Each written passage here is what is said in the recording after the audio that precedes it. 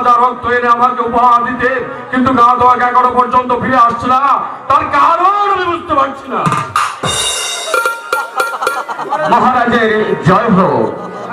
মহারাজ, আপনি পাঠিয়েছিলেন সত্যবানকে দক্ষিণে শ্মশানে নিয়ে হত্যা করার জন্য, কিন্তু মহারাজ আমি দক্ষিণে শ্মশানে নিয়ে সত্যবানকে হত্যা করতে পারিনি। মহারাজ, কেন তুমি তাকে হত্যা করতে পারোনি? মহারাজ, আমি হত্যা করতে চেয়েছিলাম ঠিকই, আমি যেই মুহূর্তে সত্যবানকে হত্যা করব ঠিক এই মুহূর্তে আপনার পুত্র সাগর ভাষা এসে আমাকে বাধা প্রদান করেছে। মহারাজ, সাগর ভাষা তোমাকে বাধা দিয়েছে? ঠিক আছে, তুমি যাও, আমি দেখছি সাগর ভাষা কেন এই কাজ করেছে। ঠিক আছে মহারাজ, আমি তাই করছি।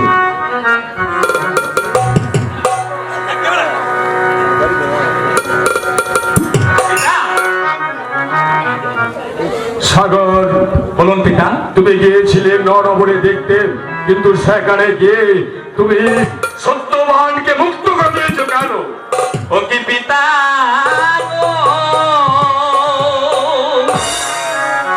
সত্যি না বন্দি আমার হই পিতা। এত বাপ্তি হতে হয় না, আমি বিশ্বাস করি না।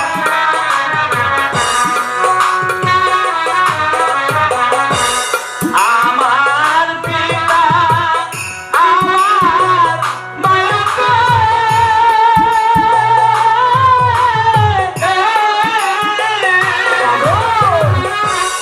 আচরের পিতা চাকর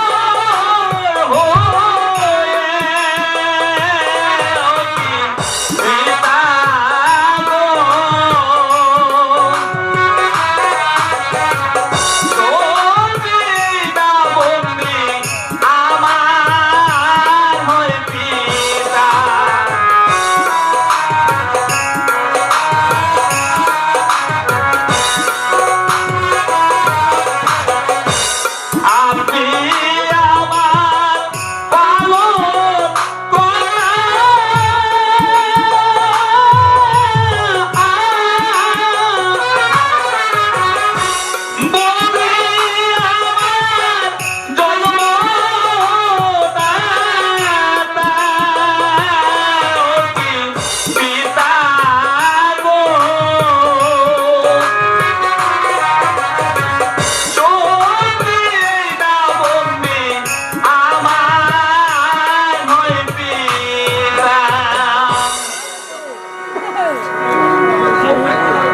সত্যবান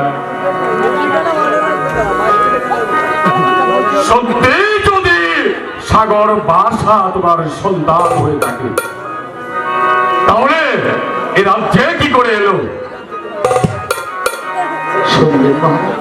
বলো বলো সত্যবান, বলো একটি বার তুমি আমাকে খুলে বলো এর কি রহস্য, আর সাগর ভাষা কি করে রাজ্যে এলো? আমি সংক্ষিপ্ত ভাবে সাগরের ধর্ম পরিচয় আপনার কাছে আমি বলি। বলো সত্যবান, আমি শুনতে চাই। মহারাজ, এই কাহিনী আজ থেকে 20 বছর আগের কাহিনী মতো। আমাদের বাড়ি ছিল রঞ্জিত রাজার রাজ্যে। রণজিৎ রাজার রাজ্যে? জি মহারাজ। হঠাৎ করে একদিন বলল যে আমি অজয় রাজেরকে পরাস্ত করে আমার দেশ উন্নতি দিচ্ছি। সন্ধ্যা গনিয়ে এসেছে, আজ রাতটুকু আমি তোমার এখানে আশ্রয় পেতে চাই। তারপর মহারাজ, সেদিন মহারাজকে শয্যা পাতার ব্যবস্থা করে দেব, এমন কোন বস্তু আমার ঘরে ছিল। সেদিন আপনার এই সন্তান সাগর ভাষার মায়ের বলিদানের বস্ত্র ছিঁড়ে ওনাকে শয্যা পাতার ব্যবস্থা করে দিন। ঘুমিয়ে পড়লাম মহারাজ।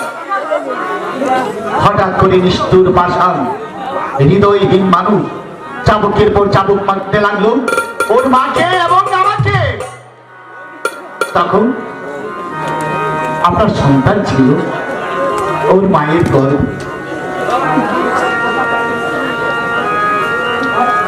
সবচেয়ে বড় কথা মহারাজ, আপনি যে সিংহাসনে উপবেশন করে আছেন, আপনি তো শুধু একটি পরগনার মালিক। জানেন মহারাজ, আমার পিতা, আমার পূর্বপুরুষ জানেন এমন 24টি পরগনার মালিক ছিল। তোমার পিতা বলো সত্যবান, একবার খুলে বলো তোমার পিতার কি নাম ছিল? আমার পিতার নাম স্বর্গীয় রাজা গজাধর। সত্যবান কি নাম বললে? তোমার পিতা যে আমার পিতার বন্ধু ছিল। সত্যবান বলো সত্যবান, বলো এরপর কি হয়েছিল? এরপর ছোট ছোট সন্তানকে রক্ষা করার জন্য, আমার স্ত্রীকে উদ্ধার করার জন্য, সংক্ষিপ্ত ভাবে আমি বলছি মহারাজ, তখন ওই কারাগারে আজকের এই সোনার ঠেকুর ছেলের জন্ম হয়েছিল। নিষ্ঠুর পাষাণ রণজিৎ আদেশ করলো, যাও ধাত্রী, ওই শিশুটিকে মাটির পাতিলে ভরে তুমি ওই সাগর জলে ভাসিয়ে দাও। আর পর কি হয়েছিল সত্যবান? ছুটে চললো ধাত্রীর পিছনে পিছনে। ধাত্রী যাচ্ছে অগ্রভাগে, আমি তার পিছনে। দূর থেকে দেখতে পেলুম সাগর জলে মাটির পাতিলটা ভাসিয়ে দিয়েছে। তাই তো সাগরের উত্তাল ঢেউে চলে গেলে অনেক গভীরে। আমি উত্তাল ঢেউয়ের মাঝে আমি যেতে পারিনি মহারাজ। সাগরের তীর থেকে দেখলুম কেমন করে জানে আমার এই সাগর ভাষা আটকা পড়েছে মহারাজ। আসলাম যাবরগণের কাছে, কিন্তু টাকার বিনিময়ে আমার সন্তানকে ফিরিয়ে দেবে বললো। মানুষের কাছে দাঁড়িয়ে দাঁড়িয়ে ভিক্ষে করলুম, হাত পাতলো, মা বোনদের কাছে গেলুম, ভিক্ষা করে টাকা দিয়ে আমার সন্তানকে আমি ফিরে পেলাম। তারপর ওরা আমার সঙ্গে প্রতারণা করে নিয়ে আসে আপনার দরবারে। তাই তো মহারাজ, নিজের সন্তানের মায়া, সন্তানকে স্নেহ আদর ভালোবাসা দেব বলি আমি আপনার কাছে চাকরির কাজে নিয়েছি মহারাজ। সত্যবান, আজ আমার কিছু বুঝতে বাকি নেই। সত্যবান, সত্যি এই সাগর ভাষা তোমারই ঔরস জাত সন্তান। কিন্তু সত্যবান, আমি যে পুত্র হারা, ঠাকুরের কাছে কত ফুল জল দিয়ে প্রার্থনা করার পর তোমার এই ঔরস জাত সন্তান সাগর ভাষাকে আমি আবার সত্যবান, সত্যবান, তুমি আমার চাকর, তারপরও আমি তোমার কাছে অনুরোধ করছি, তুমি আমার রাজ্য, রাজ সিংহাসন, সৈন্য সামন্ত সবকিছু নিয়ে যাও, শুধু সাগর ভাষাকে আমাকে না মহারাজ, না অমন করে বলে আপনি আমাকে আর ছোট করবেন না মহারাজ। আমি যদিও সাগর ভাষার জন্মদাতা পিতা, আমি তো শুধু জন্মই দিয়েছি, কিন্তু সে আপনি শিশুকাল থেকে আদর স্নেহ ভালোবাসা দিয়ে নিজের সন্তানের মতো মানুষ করেছে। আমি কি পারি মহারাজ, আমি কি পারি আপনার বুক থেকে সাগর ভাষাকে কেড়ে নিতে? সাগর আপনার সন্তান, আপনারই থাকবে, আমি শুধু চাকর হয়ে আমি আমার সন্তানের লালন পালন করব। সত্যবান, কেমন তুমি চাকর? আজকে এই মুহূর্তে যে মুহূর্তের পরিচয় তুমি দিয়েছো সত্যবান, তার বিনিময়ে আমি তোমাকে কি দিয়ে পুরস্কৃত করবো? তাই তো আমি ভাবছি, হ্যাঁ সত্যবান, হ্যাঁ আজ থেকে এই মুহূর্ত থেকে তুমি অদয় রাজ্যের প্রধান সেনাপতি। এত বিশাল দায়িত্বকে আমি পালন করতে পারবো না? পারবে সত্যবান, পারবে, আমার বিশ্বাস তুমি পারবে অদয় রাজ্যের প্রধান সেনাপতির দায়িত্ব পালন করতে। পিতা, পিতা, আপনি অনুমতি দিলে আমি আমার বাবাকে নিয়ে হরিণ শিকারে যাব। যাবে পুত্র সাগর মাসা, তুমি হরিণ শিকারে যাবে, কিন্তু শিকার থেকে ফিরে আসার পরে আমি রাজা রণজিতের বিরুদ্ধে যুদ্ধ ঘোষণা করব। রাজা রণজিৎ সিংহ অন্যায় অত্যাচারে রাজ্যটাকে ভরিয়ে তুলেছে। এবার আর আমি নীরবে সহ্য করবো না। যেমন করে হোক, যেভাবে হোক, ওই রাজা রণজিৎকে এই সিংহাসন থেকে টেনে হিঁচড়ে নামিয়ে সেই সিংহাসনে আমি তোমার পিতাকে প্রতিষ্ঠিত করবো। মহারাজ, সাগর বাসা যখন বলছে শিকারে যাওয়ার জন্য, আসুন আপনার নিজ হাতে সাগরকে শিকারে আমি আমার নিজ হাতে সাগরকে আর তোমাকে সুসজ্জিত ভাবে, শুধু তাই নয়, সে সাথে শত শত সুদক্ষ সৈন্য দিয়ে তোমাদের হরিণের শিকারের যাত্রার ব্যবস্থা আমি করব। বেশ, চলো। বেশ,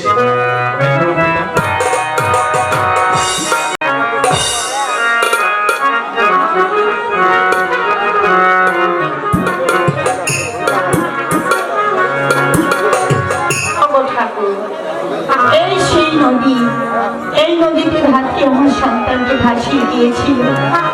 জানি না সে বেঁচে আছে কিনা মরে গেছে। ওকে বাঁচা রে।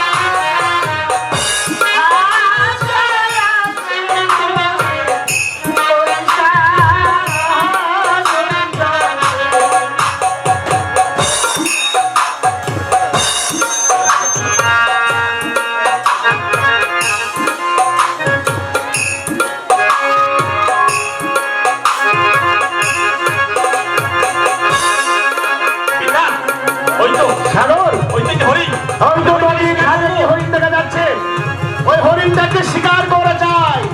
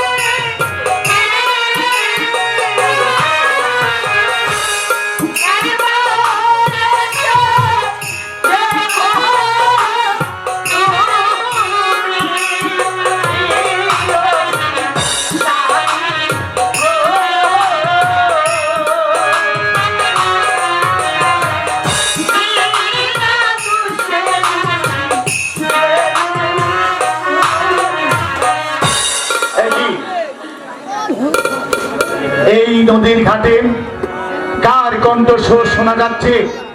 মন বলছে সেই কণ্ঠস্বর যেন আমার যুগ যুগান্তরের পরিচিত। কে কে আপনি? কেন এসেছেন এই গভীর অরণ্যে? আপনার বাড়ি বা কোথায়?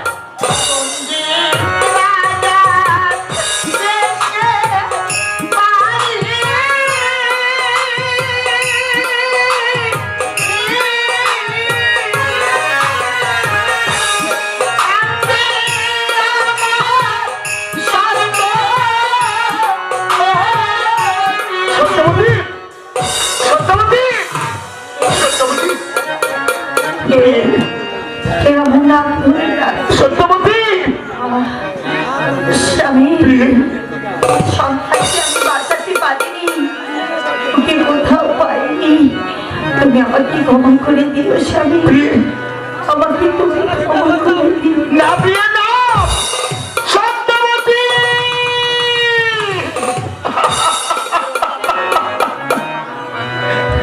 হে ভগবান, তুমি আমাকে সব কিছু দিয়ে তোর মাকে বিপদ করলি, ঠিক আছে, তাহলে আমার বেঁচে থেকে কি হবে? অনিবিসর্জন ধনুর্বন, তুই যখন আমার জীবন সাথীকে কেড়ে নিয়েছিস, তাহলে আমার জীবন আমি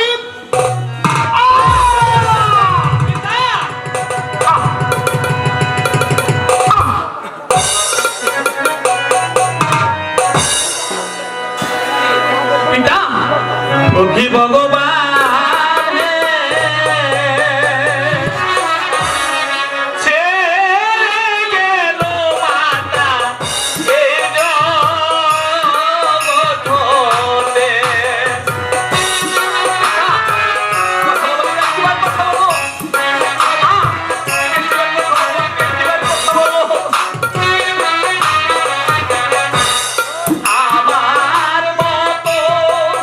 নাই রে পাবে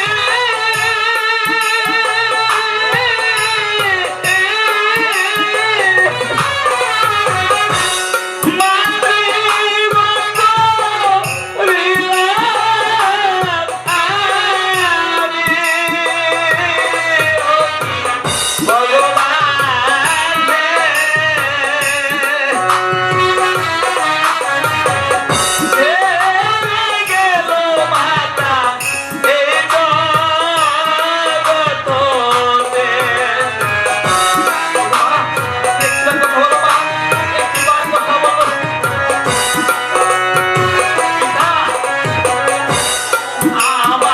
মতো নাই রে পাবে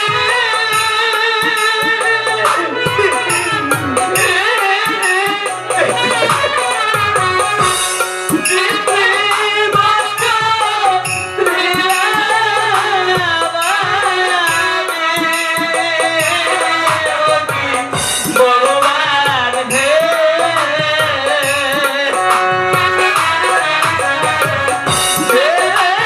গেল পিতা এই জগতে। পিতা একটিবার কথা বলো, পিতা একটিবার কথা বলো। না, আমি যে মহাপাপী, আমি আর বেঁচে থাকতে চাইনি। পরি পরি বলো এই হাত দিয়ে আমি আমার মাকে বধ করেছি। আমি যে থাকতে চাই না, আমি যে আমার নিজকে হাত শোনো ভালো, তুমি শোনো, তুমি আত্মহত্যা করো না, কেননা তুমি কি জানো না এই জীবনে আত্মহত্যা করাটা মহাপাপ। তাই তো আমি বলছি তুমি আত্মহত্যা করো না। তোমার চিৎকার শুনে আমি যে আর বসে থাকতে পারছি না, তাই তো ছুটে এসেছি। আমি সব শুনতে পেরেছি, আমি সব দেখেছি, আমি দেখতে পাচ্ছি তোমার এই চোখের সম্মুখে তোমার পিতা মাতা মৃত্যু সজ্জায় শুয়ে আছে। একদম আমি তোমাকে দিলাম একটা সঞ্জীবন। চলো ভালো, এটা তুমি এবং তোমার পিতা এবং পিতা মাতার তুমি মুখে এবং কানে গন্ধ শুকাও, দেখবে সাথে সাথে তোমার পিতা মাতা সুস্থ হয়ে যাবে। সত্যি বলছেন? হ্যাঁ, শুধু তাই নয়, তোমার সম্মুখে রয়েছে অনেক বিপদ। তাই তো আজ আমি তোমাকে দিয়ে যাচ্ছি মৃত্যু ভান্তির। তুমি এই তীর দিয়ে যুদ্ধ করে যে কোনো সমাধান থেকে সমাধান হতে পারবে। তুমি গ্রহণ করো আমার হাতের সেই মৃত্যুবান তীর। ঠিক আছে, ওই যে দেখো বালক, উত্তর দিকে বিরাট বড় আগুন লেগেছে। তুমি ভালো করে দেখো। নারায়ণ, ঠিক আছে, নারায়ণ যা বলেছে আমি যে তাই করব।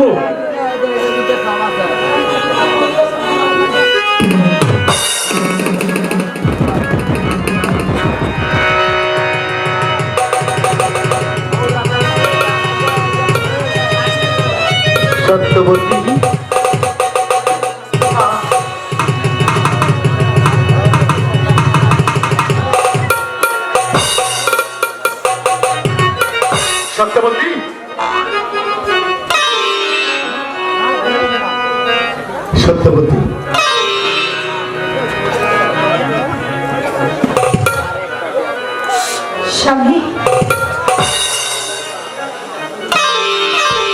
দেখো প্রিয়, যার জন্য 20 বছর তুমি কেটেছো, তোমার সেই বুকের মানি, তোমার সন্তান সাগর ভাষা তোমার মুখে।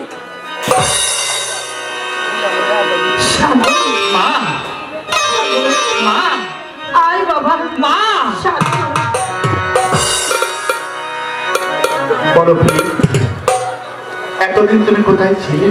আমি এক ব্রাহ্মণের বাড়িতে আশ্রয় নিয়েছিলাম। এসো, তাদের বাড়িতে আমি তোমাদেরকে নিয়ে যাবো। বেশ, তাই চলো মা।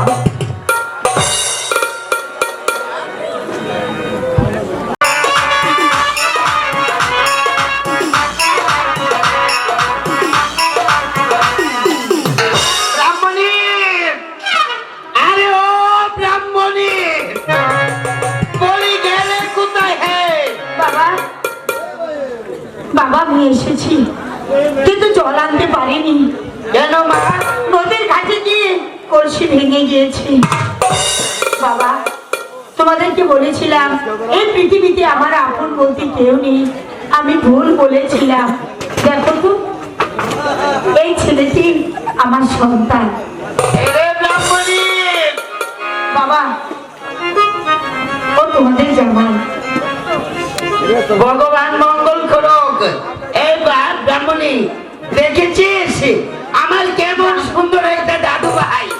আমাকে ওই দাদু ভাইকে পেয়ে আমাকে আবার তুই ভুলে যাচ্ছি, বুঝলি? বলিদা এবার তোমাকে আর দরকার পড়বে না, এবার দাদু ভাই চলবে। দাদু, তোমার বেল শেষ। আহা, বুড়ো বয়সে একটু আরাম খুঁজেছিলাম এই এটাই তো আমার দিদা। তুই শোনো, শোনো, আমাদেরকে অনেক দূর যেতে হবে। তোমার দাদু ভাইকে সাজিয়ে নিয়ে এসো, আমি খাবারের ব্যবস্থা করছি। ঠিক আছে মা। এই যে ওই দাদু, এই শালাবাড়ি, এই শীতের মধ্যে আমার কম্বল তুই নিয়ে গেলে, হ্যাঁ? তুই দূরে চলে যা।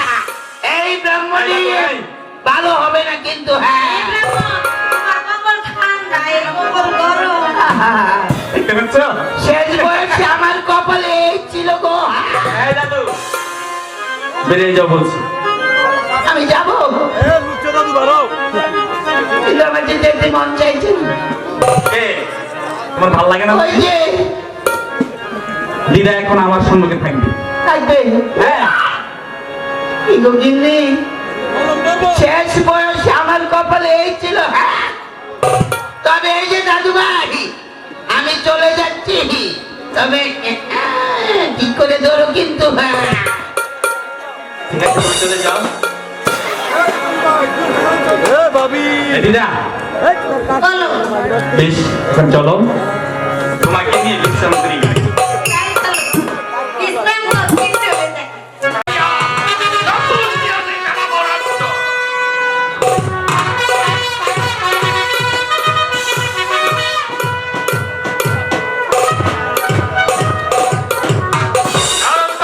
আগে মহারাজ, আমি পরস্পর জানতে পেরেছি আমার চিরবাধ্য জয়রাজ আমার চির শত্রু সাগর ভাষাকে সন্তান স্নেহে লালন পালন করছে। এ কি করে সম্ভব? মহারাজ, আমি তো পূর্বেই বলেছিলাম মহারাজ, ভগবান বাসুদেব সর্বভৌমে অবস্থিত। আগে মহারাজ, রামকে হরি। আমি কোন ভগবানকে বিশ্বাস করি না। ভগবান আমি নিজে, আমাকেই ভগবান বলে পৃথিবীর সবাই স্বীকার করতে হবে। আগে মহারাজ, ভগবান একজন আছে মহারাজ। না! কোন ভগবানের অস্তিত্ব নেই। ভগবান বলে আমাকে প্রণাম জানাতে হবে। আগে মহারাজ, তোমাকে কি কাজ করতে হবে? বলুন না মহারাজ। এই মুহূর্তে আমার লেখাপত্র নিয়ে অজয় রাজের কাছে যাবে। পত্রে লেখা আছে মাননীয় অজয় রাজ পত্র পাওয়া মাত্র সাগরকে দান করবে, অন্যথায় প্রাণদণ্ড।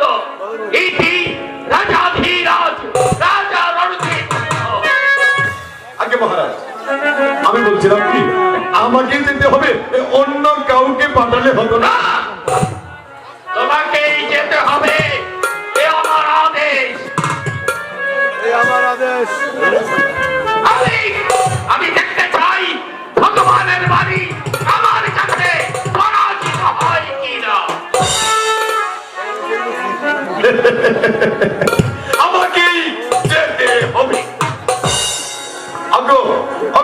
ভগবান, সত্যি সত্যি যদি আমি ত্রিবিদ্যা জপ করে থাকি, তাহলে আমিও দেখতে চাই ভগবান তুমি কি আছো নাকি নেই।